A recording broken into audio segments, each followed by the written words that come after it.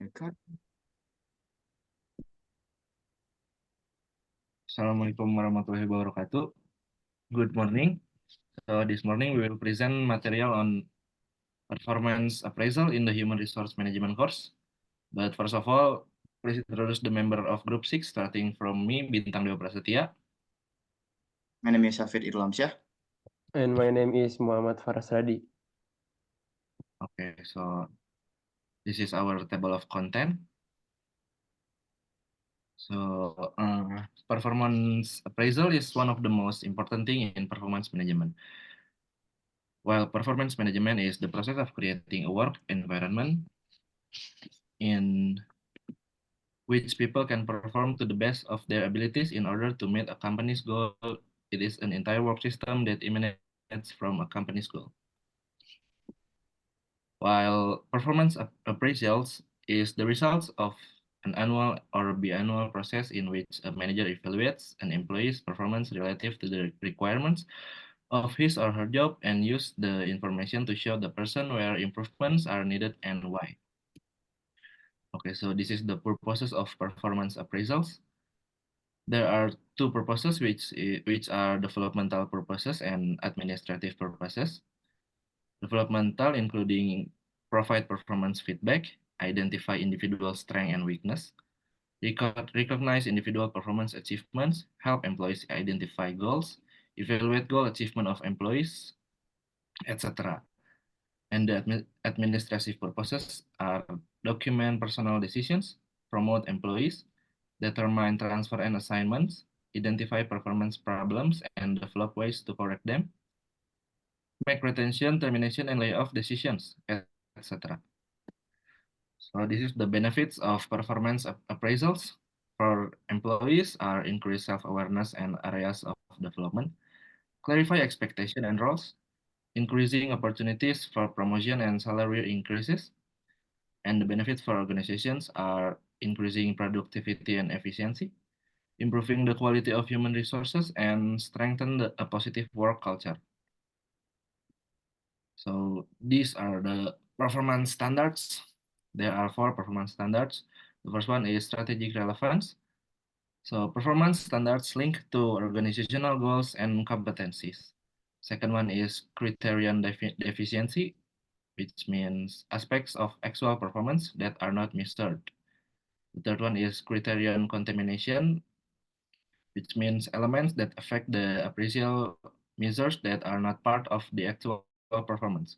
And the last one is reliability, which means measures that are consistent across raters and over time. So who should appraise an employee's performance? Of course, the superior like manager and supervisor. Their The appraisal has been the traditional approach to evaluating an employee's performance. And there is self-appraise, which means sometimes employees are asked to evaluate themselves on a self-appraisal form. The self-appraisal is beneficial when managers seek to increase an employee's involvement in the review process. Next is subordinate appraisals, which have been used by both large or small organizations or companies to give managers feedback on how their subordinates view. And then there is peer appraisal, which means individuals of equal rank or in the same position who work together are increasingly asked to evaluate each other. Next is team, which means an extension of the peer appraisal is the team appraisal. In a team setting, it may be nearly impossible to separate out an individual's contribution. And the last one is customer. Some of organizations or companies use internal and external customer appraisal as a source of performance appraisal information. The external customers evaluation have been used for some time to appraise the employees through criticism and suggestion or reviews by the customers.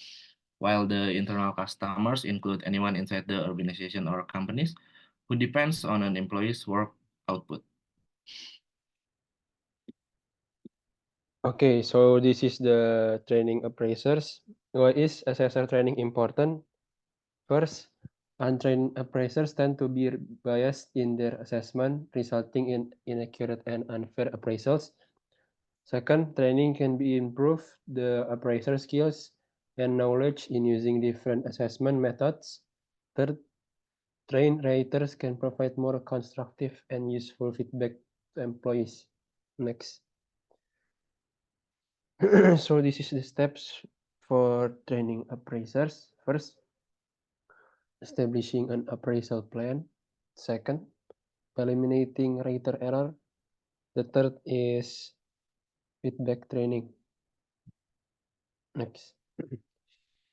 Since the early years of their use by the federal government, methods of evaluating personnel have evolved considerably. Old systems have been replaced by new methods that reflect technical improvement and legal requirement and are more consistent with the purposes of appraisal. So this is the trait methods. The first, graphic rating scales. Raters use scales to assess employees on job behaviors, offering a standardized way to evaluate. The second, mixed standard scales. This method provides specific descriptions of performance levels for raters to choose from. The third is forced choice method. Raters pick a set number of statements about the employee, reducing bias but potentially lacking a clear overall picture. The fourth is SI method. This approach involves writing a narrative about the employee's performance, allowing for detailed evaluation but being time-consuming and subjective. Next. So this is the behavioral method. The first is critical incident method. Managers record specific examples of positive or negative employee behaviors that impact performance. The second is behavioral checklist method. Raters check off observed behaviors from a list, offering a quick way to assess specific behaviors. The third is behaviorally anchored rating scale or BARS. Combines behavioral checklists with rating scales. Raters choose the behavioral description that best reflects the employee performance level. And the fourth is behavior observation scale or BOS. Raters assess the frequency of specific behaviors using scale. Example, never, sometimes, or always. Focus on the frequency of observed behaviors. Next. The result method, there is productivity measures. Focus on quantifiable outputs of a job, such as unit produced, sales figure, or customer satisfaction ratings. The second is management by objective or MBO, collaborative goal setting between supervisor and employee. Performance is assessed based on achievement of this mutually agreed upon objective. And the balance scoreboard evaluates performance across multiple perspectives beyond just financial result. It considers customer satisfaction, internal process, and employee learning and growth.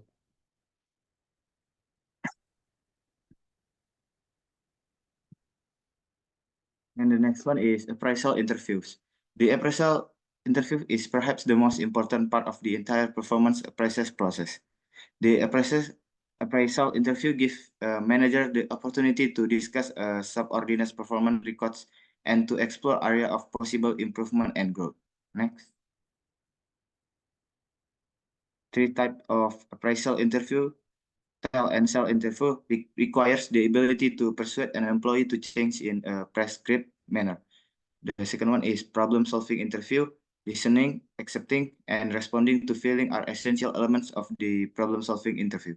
Next. And the last one is tell and listen interview.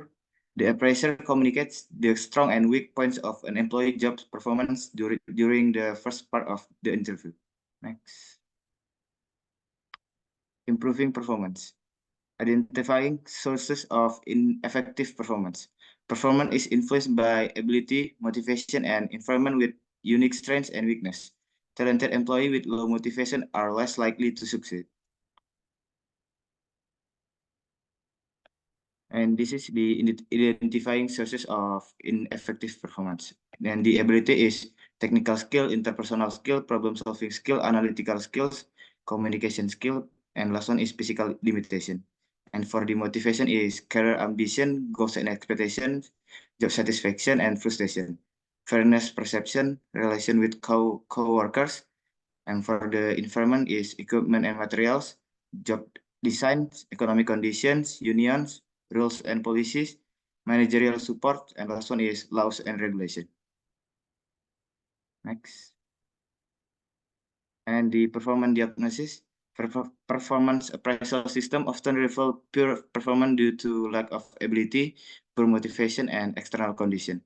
However, research show that we often attribute poor performance to external constraint. Temporary factors like motivation and finally admitting it might be due to our abilities or lack of them. And the performance diagnosis. Scenario 1 is low competency, diagnosis is possible skill issue, action is training or development. Scenario 2, high competency, poor behavior, possible motivational issue, and the action is coaching or incentive. And the last scenario is high behavior rating, poor results, and the diagnosis is work environment, and the action is work design or leadership. And the managing ineffective performance, identifying performance issue allows for planning actions such as training, job transfer, or motivational method to enhance an employee's skills, knowledge, and performance, or to improve their overall organizational performance. Next. And the conclusion is performance appraisal is a systematic process to assess an individual contribution to an organization, aiming to improve employee performance, provide constructive feedback, and make fair HR decisions. It involves determining objectives, selecting appropriate methods, conducting assessment, providing feedback, and developing improvement plans. However, it faces challenges like bias and lack of objectivity. Solutions include using real-by methods, conducting training, and ensuring clear objective criteria. Next. Okay, so that's enough from us. Sorry if there are any errors in words and so on. Thank you for your attention and wassalamualaikum warahmatullahi wabarakatuh.